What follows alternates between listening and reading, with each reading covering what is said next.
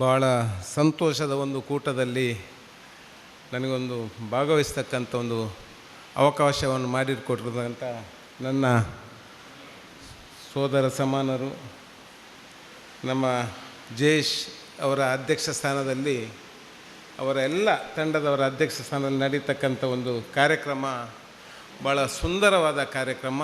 ವೇದಿಕೆಯಲ್ಲಿರ್ತಕ್ಕಂಥ ನನ್ನ ಈ ಸಂಘಟನೆ ಅಧ್ಯಕ್ಷರೇ ಮತ್ತು ವೇದಿಕೆಯಲ್ಲಿರ್ತಕ್ಕಂಥ ಎಲ್ಲ ನಮ್ಮ ಸಮಾಜದ ಬಂಧುಗಳ ವೇದಿಕೆ ಮುಂಭಾಗದಲ್ಲಿರ್ತಕ್ಕಂಥ ಕಿರಿಯ ನನ್ನ ಬಂಧುಗಳೇ, ಎಲ್ಲದಕ್ಕಿಂತ ವಿಶೇಷವಾಗಿ ಮುಂದೆ ಬೆಳೀತಕ್ಕಂಥ ವಿದ್ಯಾರ್ಥಿಗಳೇ, ಭಾಳ ಒಂದು ಉತ್ತಮ ಕಾರ್ಯಕ್ರಮವನ್ನು ಹಮ್ಮಿಕೊಂಡದಕ್ಕೆ ನನಗೆ ಬರುವಾಗಲೇ ಒಂದು ಭಾಳ ಸಂತೋಷ ಅನ್ನಿಸ್ತದೆ. ನಾವು ಭಾಳಷ್ಟು ಕಡೆಯಲ್ಲಿ ನೋಡುವಾಗ ದೇವಸ್ಥಾನದ ಅಭಿವೃದ್ಧಿ ಬೇರೆ ಬೇರೆ ರೀತಿಯಲ್ಲಿ ಹಣ ಖರ್ಚು ಮಾಡ್ತಕ್ಕಂಥದ್ದು, ಬೇರೆ ಬೇರೆ ರೀತಿಯಲ್ಲಿ ದುಂದು ವೆಚ್ಚ ಮಾಡ್ತಕ್ಕಂಥದ್ದನ್ನು ನಾನು ನೋಡಿದೆ. ಇದು ಪ್ರಾಮಾಣಿಕವಾಗಿರ್ತಕ್ಕಂಥ ನಿಮ್ಮ ಜನಸೇವೆ, ಅಮೂಲ್ಯ ಸೇವಾ ಟ್ರಸ್ಟ್ನಿಂದ ಹಾಕಿರ್ತಕ್ಕಂಥ ಭಾಳ ಸುಂದರವಾದ ಕಾರ್ಯಕ್ರಮ.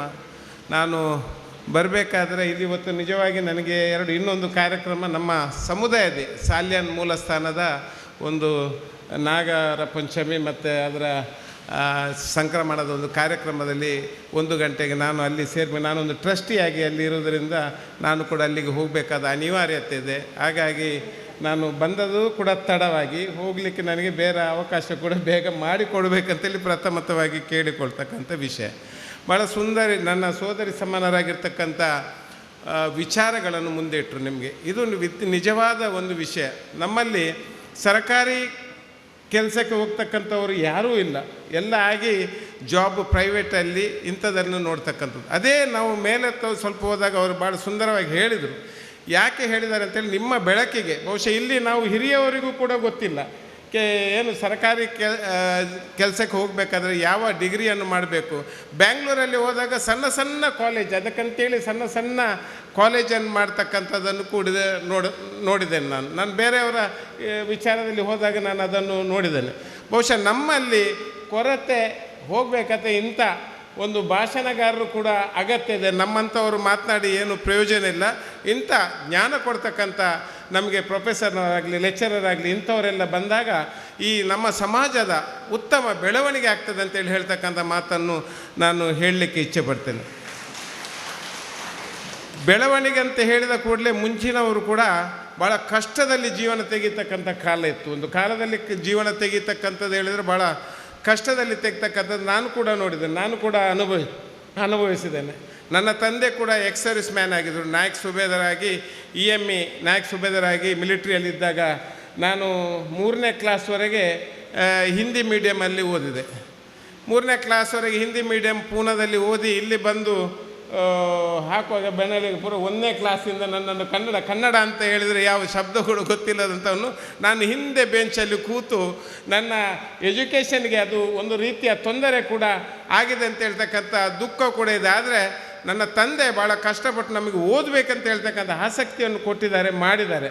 ಆದರೆ ನಾವು ಏನು ಆ ಸಮಯದಲ್ಲಿ ಪ್ರಾರಂಭದಲ್ಲೇ ಪುನಃ ಓದ್ತಕ್ಕಂಥ ಇದರಲ್ಲಿ ಹಿಂದಿನ ಸಾಲಲ್ಲಿ ಕೂತ್ಕೊಂಡು ನಾವು ಪಟ್ಟಂಗ ಹೊಡಿತಕ್ಕಂಥದ್ರಲ್ಲಿ ನಮ್ಮ ಜೀವನವನ್ನು ಕಳ್ಕೊಂಡಿದ್ದೇವೆ. ಆದರೂ ಕೂಡ ಆ ಕಾಲ ಹೇಗೂ ನಡೀತು. ನಾವು ವ್ಯಾವಹಾರಿಕವಾಗಿ ಬೇರೆ ಬೇರೆ ರೀತಿ ವ್ಯವಹಾರ ಮಾಡಿಕೊಂಡು ನಮ್ಮ ಜೀವನವನ್ನು ಸಾಗಿಸ್ತಕ್ಕಂಥದ್ದನ್ನು ನಾವು ಅನುಭವಿಸ್ತೇವೆ. ಆದರೆ ಈಗಿನ ಕಾಲಘಟ್ಟ ಹಾಗೆಲ್ಲ ಖಾಲಿ ಡಿಗ್ರಿ ಆದರೆ ಸಾಲದು. ಡಿಗ್ರಿಯಲ್ಲಿ ಕಲಿತಂಥ ಎಲ್ಲ ನಾಲೆಜ್ ನಮ್ಮ ತಲೆಯಲ್ಲಿ ಇಟ್ಕೊಂಡು ಇಂಟರ್ವ್ಯೂ ಬಂದಾಗ ಇಂಟರ್ವ್ಯೂಗೆ ಸರಿಯಾದ ಉತ್ತರ ಕೊಡ್ತಕ್ಕಂಥ ಶಕ್ತಿ ನಮ್ಮಲ್ಲಿ ಇರಬೇಕಾದ್ರೆ ಆ ಒಂದು ಜ್ಞಾನವನ್ನು ಬೆಳೆಸ್ತಕ್ಕಂಥ ವಿಶೇಷವಾಗಿ ಈಗಿನ ಮಕ್ಕಳಿಗೆ ಅದು ಬೋಧನೆ ಮಾಡಿರ್ತಕ್ಕಂಥದ್ದು ನಿಜವಾಗಿಯೂ ವಿಚಾರ, ಅದು ಒಳ್ಳೆಯ ವಿಚಾರ.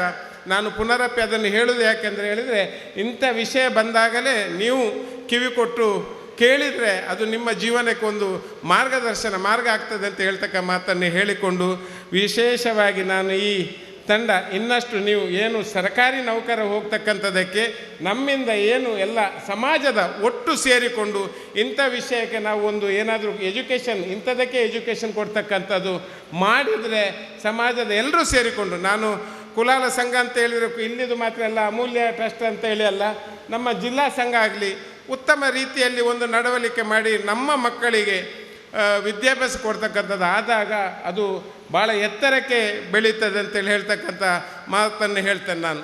ಸಮಾಜದಲ್ಲಿ ಸಂಖ್ಯಾಬಲದ, ನಾನು ಯಾವತ್ತೂ ಹೇಳ್ತೇನೆ, ಸಂಖ್ಯಾಬಲದಲ್ಲಿ ಮಾತ್ರ ನಾವು ಕಡಿಮೆ ಇದ್ದೇವೆ ವಿನ ಬಲಾಢ್ಯದಲ್ಲಿ ನಾವು ಎತ್ತರಕ್ಕೆ ಬೆಳೆದಿದ್ದೇವೆ ಅಂತ ಹೇಳ್ತಕ್ಕ ಹೆಮ್ಮೆ ಕೂಡ ನಮಗೆ ಇದೆ ಅಂತೇಳಿ ಹೇಳ್ತಕ್ಕಂಥ ಮಾತನ್ನು ಈ ಒಂದು ಸಂದರ್ಭದಲ್ಲಿ ಹೇಳಿಕೊಂಡು, ಭವಿಷ್ಯತ್ತಿನ ಮಕ್ಕಳಿಗೆ ಉತ್ತಮವಾಗಲಿ ಅಂತ ಹೇಳಿಕೊಂಡು, ನಮ್ಮ ಸಮಾಜದವರು ಎಲ್ಲರೂ ಇದಕ್ಕೆ ಇಂಥ ಕೆಲಸಕ್ಕೆ ಕೈ ಜೋಡಿಸುವ ಅಂತ ಹೇಳಿಕೊಂಡು, ಅಮೂಲ್ಯ ಸೇವಾ ಪ್ರತಿಷ್ಠಾನದ ಈ ಕಾರ್ಯಕ್ರಮ ಯಶಸ್ವಿ ಆಗಲಿ, ಮುಂದಕ್ಕೆ ಕೂಡ ನಾವು ಕೂಡ ನಿಮ್ಮ ಜೊತೆಯಲ್ಲಿ ಇದ್ದೇವೆ ಅಂತ ಹೇಳ್ತಕ್ಕಂಥ ಮಾತನ್ನು ಈ ವೇದಿಕೆಯಲ್ಲಿ ಹೇಳಿಕೊಂಡು, ನನಗೆ ಮಾತನಾಡಲಿಕ್ಕೆ ಅವಕಾಶ ಕೊಟ್ಟಿದ್ದಕ್ಕಂಥ ಎಲ್ಲರಿಗೂ ನಾನು ವಂದಿಸ್ತಾ ನನ್ನ ಮಾತನ್ನು ಮುಕ್ತಾಯಗೊಳಿಸ್ತೇನೆ. ಜೈ ಹಿಂದ್, ಜೈ ಕರ್ನಾಟಕ.